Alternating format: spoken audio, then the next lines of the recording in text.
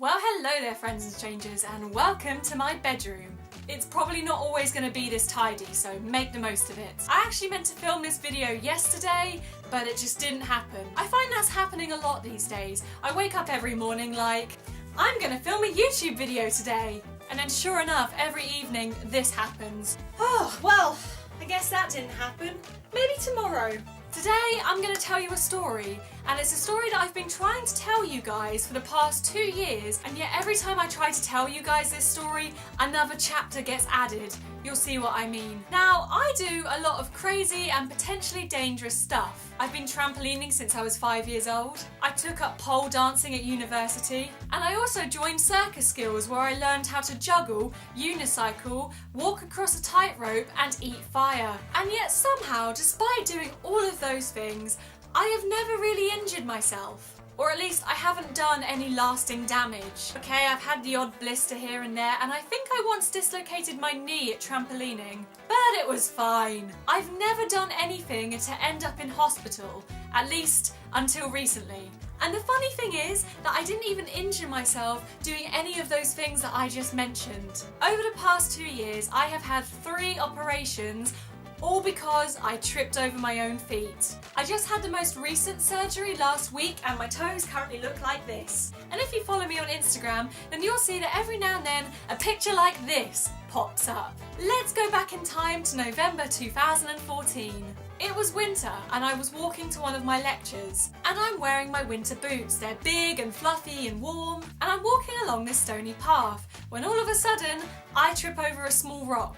And if this was the front of my shoe and these were my toes, my feet pretty much went slam into the front of my shoes. And at the time I thought I'd just stubbed my toes. So I swore a lot and then carried on walking. But several weeks later, I noticed that the pain in my toes, particularly in my left big toe, wasn't going away. And then my toe started bleeding and producing pus, and it swelled up like a balloon. I'm sorry if this video is going to be a bit TMI. I came home for the Christmas holidays, and because I was registered at the doctor's surgery in Reading, I could only see a walk-in nurse here at home. And the nurse that I saw wasn't very helpful. She actually refused to look at my toe because I had nail polish on. She was like, I'm sorry, but I just can't see anything because you've got nail polish on. If you'd like to come back when you've taken your nail polish off, I'll be more than happy to take a look. And I was like, lady, do you realise I've waited 3 hours to see you? Do you really think I'm going to go home, take my nail polish off and then wait another 3 hours to see you? Ain't nobody got time for that. But she told me that she thought I'd essentially broken the nail and that it would fall off at some point to be replaced by a new one. Oh, how wrong she was. Several months later, I am still waiting for this nail to fall off, and it's still bleeding, and it's still really painful. By this point, I've now gone back to my university, so I go and see the doctor that I'm registered with, and he gives me various courses of antibiotics that do absolutely nothing. And then at last, I get referred to a specialist. So I go and see the special podiatrist, who takes one look at my toe and goes, yep, you're gonna need surgery. We can do it today if you want. Now, I was kind of expecting that it was going to need surgery, but when she told me that she was gonna do it right there and then, I was like, whoa! I've got lectures later today, can we wait? So a week later, in March 2015, I have an operation to have the toenail on this foot removed. And then she put me in a big old bandage and sent me home. And that was the end of my trouble. I was finally pain-free and back on my feet for just a couple of weeks. As I kid you not, about a month after I had the surgery on my left toe, my right toe starts hurting and showing exactly the same symptoms as my left toe. I then come home for the summer holidays, and I managed to temporarily register with a doctor's surgery back here. And I go into the doctor's and I say to him, look, a couple of months ago I had surgery on this toe because it was displaying all of these symptoms. Now this toe is showing those exact same symptoms. I think I need surgery again. And the doctor I saw wasn't very sympathetic about it. He told me that my nail was basically ingrown because I trimmed it too short, and that I didn't want to go through surgery because it was a painful experience. And I just sat there staring at him like, you do realise I haven't trimmed the nail, it's just really short because it's been pushed back into my toe. And I know what the surgery is like because I had it done like a couple of months ago and it really wasn't that bad. I mean, okay, I'm not gonna lie, having 2 massive needles injected into either side of your your foot in order to pump you full of anaesthetic isn't the most fun thing in the world, but it fixed the problem. Eventually, after getting absolutely nowhere with the NHS, my parents booked me in to see a private specialist, who once again takes one look at my toe and says, "Yup, that's gonna need surgery." And so I have the nail on this toe removed.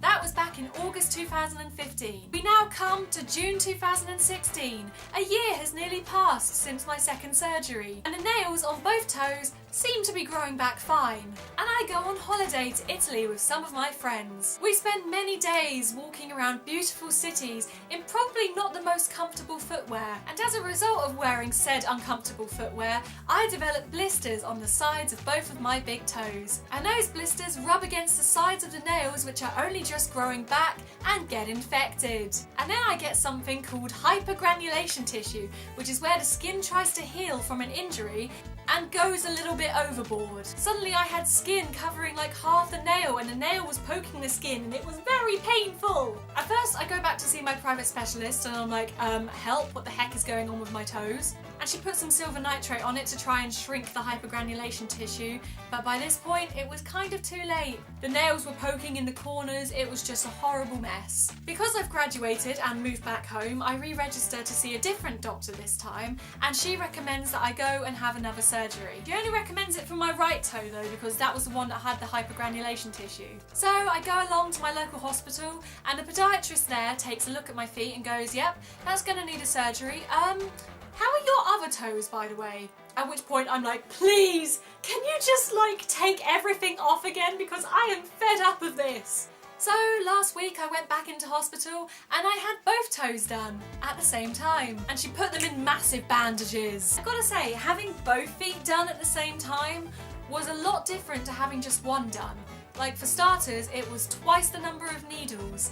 Ouch. Having to sit there and be still while someone picks up giant needles and sticks them in your toes is a real challenge. It's also been a different recovery process, because when I've had one toe done, I've been able to kind of hop around on my good foot. But this time there hasn't been a good foot. It's also been different this time around because the podiatrist put a special chemical on my toes that's meant to stop the nails growing back. And it's also been different because this time the podiatrist only took off the sides of the nails as opposed to taking off the whole nail, which is what happened to me last time. I'm not gonna lie, my feet do not look pretty, and I'm not sure they ever will. But I'm hoping that they'll at least be pain-free.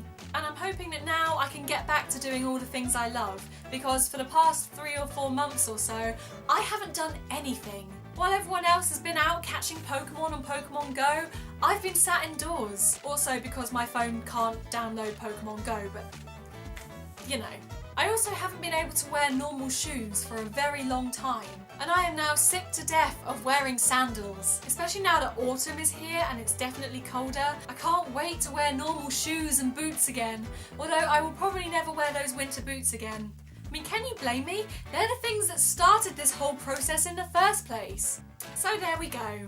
That is the story of my toes. You know, a couple of years ago I made a video all about foot fetishes, because people were sending me video requests which basically focused on my feet. I've since made that video private, so don't bother looking it up. What can I say? It wasn't one of my proudest videos. And all I can say is karma's a bitch, because now look at me. Nobody's going to be fetishizing those anytime soon. Yeah, in the space of 2 years, I've gone from never having any kind of operation whatsoever to having 3, all in the same spot. On the plus side, I think I'm probably now a qualified podiatrist. If any of you guys ever stub your toes and injure yourself really badly, come and see me, because look, I've basically mastered the art of dressing my toes. I honestly feel like they should do some kind of offer with me, you know, like for every 3 operations you get the 4th one free. And every time the nurse or doctor or podiatrist explains a procedure to me, I'm like, yeah I know, been there, done that, got the t-shirt. Like the nurse was trying to teach me how to dress my toe and I was like, lady, I got this, but thank you. Thank you so much for listening to my story, friends and strangers. Can't believe I finally told it. It's good to get it off my chest. It also feels good to know that the lighting isn't as bad in here as I originally thought. There's hope for us yet. Take care guys, and I will see you next week. Bye!